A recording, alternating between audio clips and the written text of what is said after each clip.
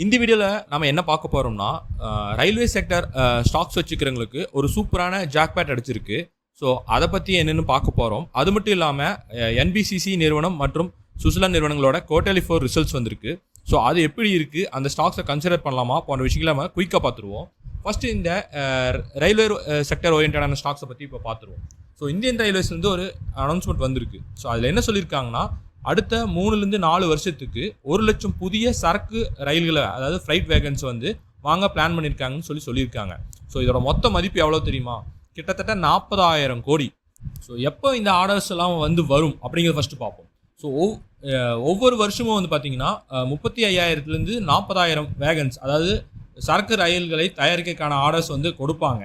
So இந்த வருஷம் July to September மாதத்தில் வந்து ஃபஸ்ட் செட் ஆஃப் ஆர்டர்ஸை கொடுத்துருவாங்க அப்படின்னு சொல்லிட்டு அனௌன்ஸ்மெண்ட் வந்திருக்கு. ஸோ இதன் காரணமாக தான் வந்து பார்த்தீங்கன்னா இன்றைக்கி மார்க்கெட்டில் இந்த ரயில்வே ஓரியன்டான ஸ்டாக்ஸ்னு சொல்கிறத விட இந்த ஃப்ரைட் வேகன்ஸ், அதாவது சரக்கு ரயில்கள் தயாரிக்கக்கூடிய நிறுவனங்களோட ஸ்டாக்ஸ் வந்து நல்லாவே இன்றைக்கி உயர்ந்திருந்தது. ஸோ அதில் ஃபஸ்ட்டு வந்து பார்த்தீங்கன்னா ஜூபிட்டர் வேகன் ஸ்டாக்ஸ் வந்து பார்த்தீங்கன்னா இன்றைக்கி 10% வரைக்கும் உயர்ந்திருந்தது.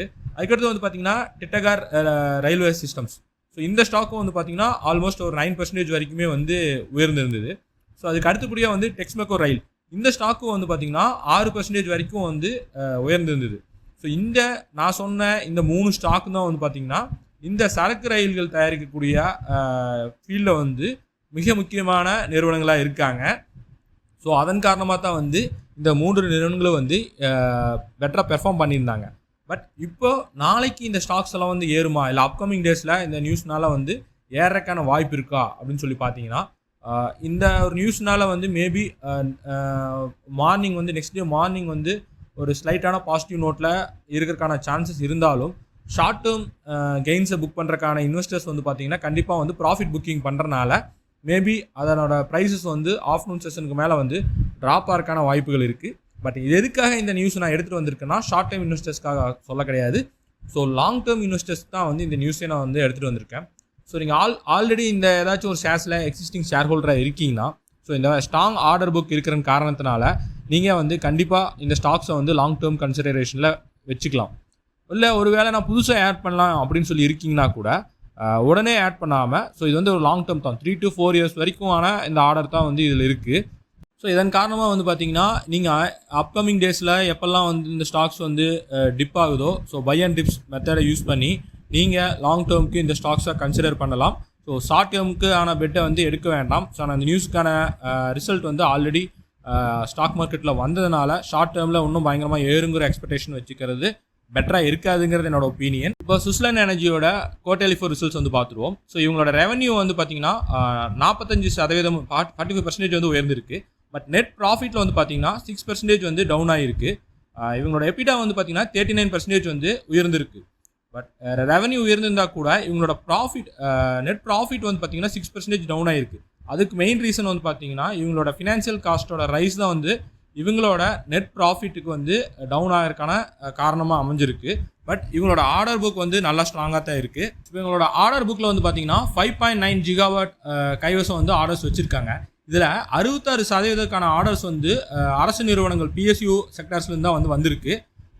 ஸோ இதில் முக்கியம் மைல்கல்லாக ஒரு விஷயம் வந்து அவங்க சொல்லியிருக்காங்க. இந்த ஃபினான்ஷியல் இயர் 26 வந்து பார்த்திங்கன்னா இதுவரை இல்லாத அளவுக்கு அதிகபட்சமாக 2.5 ஜிகாவாட் அளவுக்கான விண்ட் டர்பன்களை வந்து பார்த்திங்கன்னா வெற்றிகரமாக டெலிவரி செஞ்சு சாதனை பண்ணிக்கிறதாகவும் வந்து சொல்லியிருக்காங்க. ஸோ இவங்க நெட் ப்ராஃபிட் வந்து 6% டவுன் ஆயிருந்தால் கூட ஓவராலாக வந்து இது not a bad result.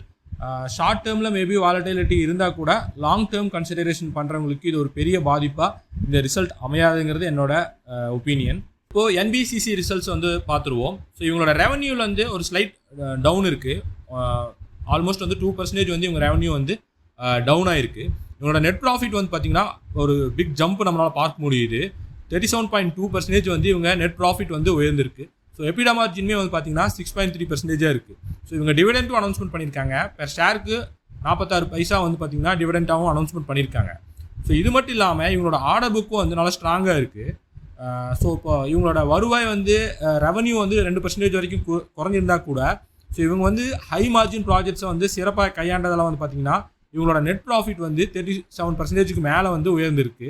So அது மட்டும் இல்லாமல் இவங்களோட ஆர்டர் புக்ஸ் வந்து பார்த்திங்கன்னா கைவசம் 1.26 லட்சம் கோடிக்கு மேலே வந்து இவங்களோட கவர்மெண்ட் ப்ராஜெக்ட்ஸ் எல்லாம் வந்து பார்த்திங்கன்னா ஆர்டர்ஸாக வந்து இவங்க கையில் வச்சுக்கிறனால ஸோ இவங்களோட ஃப்யூச்சர் வந்து நல்லா ஸ்ட்ராங்காக தான் இருக்குது. ஸோ ஓவராலாக சுஸ்லான் மற்றும் என்பிசிசி ரிசல்ட்ஸ் வந்து நல்லா தான் இருக்குது. ஸோ என்பிசிசி வந்து நல்லாவே இருக்குது. லாங் டேர்ம் கன்சிடரேஷனில் இந்த ஸ்டாக்ஸை கன்சிடர் பண்ணுறவங்களுக்கு எந்த ஒரு பாதிப்பும் இந்த ரிசல்ட்ஸ்னால் வரப்போகிறது கிடையாது. ஸோ இந்த இன்ஃபர்மேஷன் வந்து உங்களுக்கு யூஸ்ஃபுல்லாக இருக்கும் நம்புகிறேன். யூஸ்ஃபுல்லாக இருந்தால் மறக்காமல் இந்த வீடியோவுக்கு லைக் பண்ணுங்கள். யூஸ்ஃபுல்லாக இருக்கும்னு நினைக்கிறவங்க ஃப்ரெண்ட்ஸ்க்கும் ஷேர் பண்ணுங்கள். மறக்காமல் நம்ம சேனலை சப்ஸ்கிரைப் பண்ணிக்கோங்க. நன்றி.